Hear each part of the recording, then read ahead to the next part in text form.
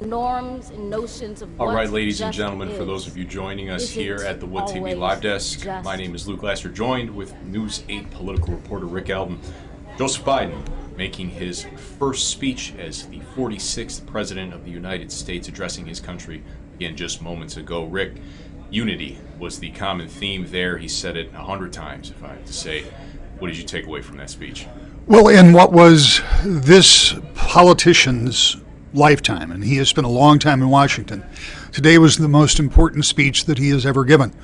And it's important for a lot of reasons. He talked about the cascading crises, if you will, that the country is facing, and the need for everybody to work together to fight against those various crises. And so he did call for unity at a time when we have seen a lot of upheaval and lack of unity. He referenced that just a couple of weeks ago, a protest on Capitol Hill that turned into something much more deadly, much more dangerous than what we think of as just protests, something that we've never seen in our lifetime, with people storming, actually entering, getting inside the United States Capitol. He talked about that as a background to what ended up being today's peaceful transfer of power, as it always has been. Now, this is not as usual. I'm not suggesting that at all. But the peaceful transfer is what we've come to expect every 4 or 8 years, or whenever that torch is passed. So while today was far from usual, it was far from normal, with tens of thousands of troops creating security perimeters all around the city, with all of the extra security precautions, with all of the extra law enforcement, and then overlay that with COVID. So instead of the throngs and throngs of people that you would have seen along the National Mall, it was filled instead very sparsely, and even there on the west front of the Capitol, only a handful of the normal crowd. So while not normal, the ultimate and most important part of the day, the peaceful transfer of power, did take place as it was scheduled. And as you say, this speech, which I think is the most important that Joe Biden has given in his nearly 50 years in public life, this speech needed to be the one that set the tone for his presidency. And it's a tough sell for a lot of people in this country when you start talking about unity.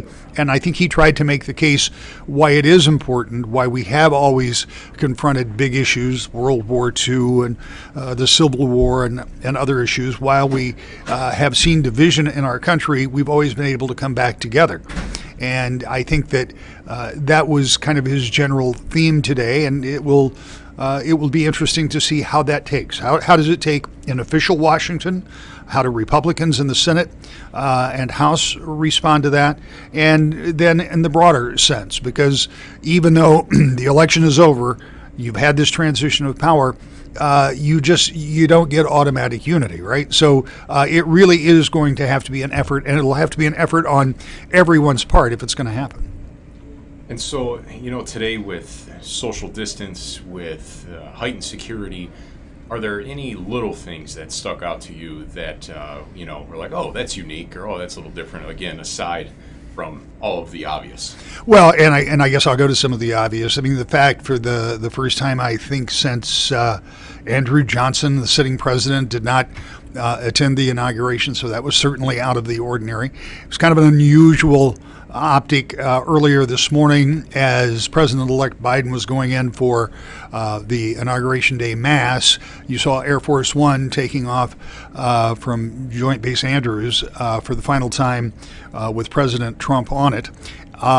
So those things were a little different. But as I watched the actual ceremony itself, and as I listened to the folks talk, with the exception of having to talk about a pandemic of a century, I think a lot of what we heard is a lot of what we hear.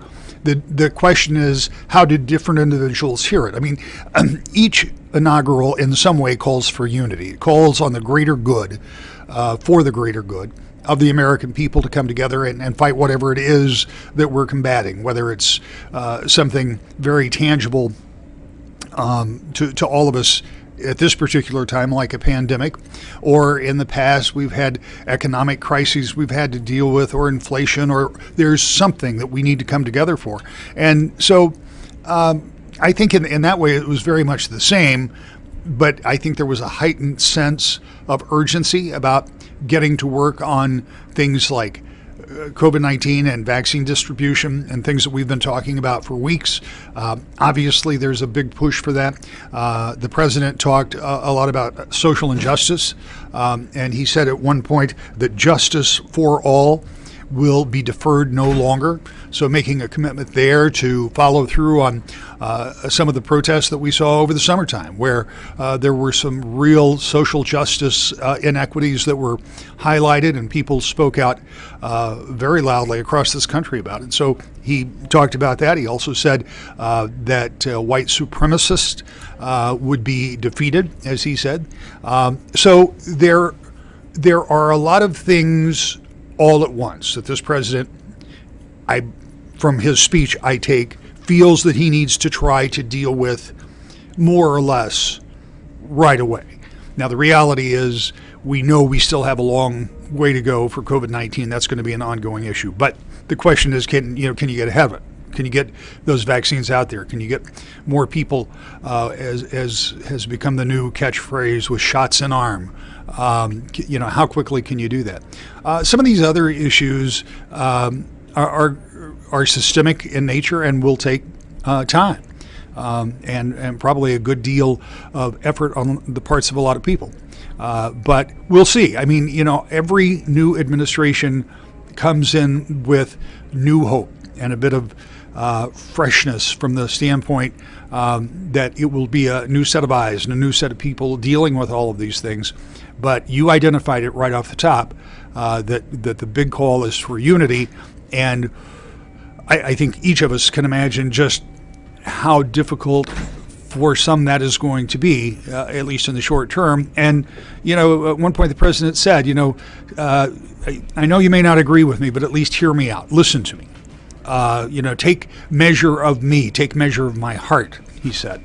And I think that was his effort to reach out to the 74 million people who voted for Donald Trump to say, look, I know I'm not the guy you wanted, but 81 million people voted for me. So this is how this worked out.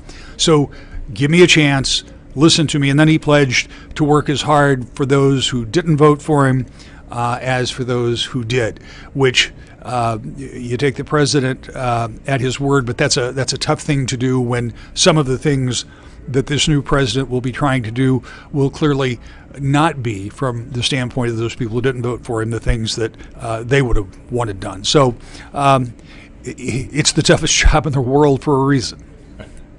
And before we wrap up, anything else that you would like to add here? What else, I guess, can we expect for the rest of the day? There are a number of different things that are planned today. In fact, I think, and I don't know exactly where we are now, they're still on the west front of the Capitol. They'll go to Arlington to lay a wreath over there right after this. There will be some other activities, and I would expect to hear, if not see, perhaps some executive orders being signed today. I know the President-elect Biden had a number of agenda items that he was going to do on his first day in office. And so this would traditionally be some of the things that he may be doing this afternoon. But here's the real kind of question for the agenda going forward. There are a certain amount of things you can do with executive orders, but there's a lot more that needs to be done. And so we already know that he wants nearly $2 trillion COVID relief package. And that includes efforts, again, to get vaccines out, to get more money in rental assistance, to get more money in people's pockets with a potential $1,200 check that could be coming. And in order to get that done, he's got to get some legislative cooperation. And at the very same time, he knows over in the Senate that there is going to be an impeachment trial. We fully expect that to happen, simultaneously. And you've got an entire cabinet that you need to get confirmed. and all of that going on all at once. Now, for a lot of us, doing more than one thing at once is what we do every day, but a lot of these things will take a lot of debate and a lot of discussion, and the Senate doesn't always move with lightning speed. That's kind of their lot in life. They take time, they're deliberative, and so we'll see how all of that plays out and how quickly he can move some of his top agenda items or how long it takes to move some of those items. And I think the real wild card right now is we don't know how long the impeachment trial might last. It could be relatively brief, I suppose, or it could drag on for some time. And until we know what's going to happen to that, it's hard to know what's going to happen to all of the other activity in Washington that this administration would like to get started right away. All right, ladies and gentlemen, thank you, Rick. Really appreciate your time here. Real quick, what can we expect this evening, 5 and 6? I actually am going to take a look at some of the activities today and talk with Governor Gretchen Whitmer, who was there at the Capitol for the swearing in, and get a perspective from her from being kind of behind the ropes, if you will. Continuing coverage, ladies and gentlemen, Inauguration 2021. Thank you for joining us. It's been a look at the Wood TV Live Desk. Have a great afternoon.